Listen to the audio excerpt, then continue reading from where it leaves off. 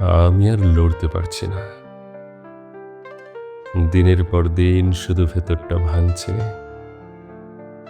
তবুও বাইরে থেকে মানুষ ভাবে সব ঠিক আছে।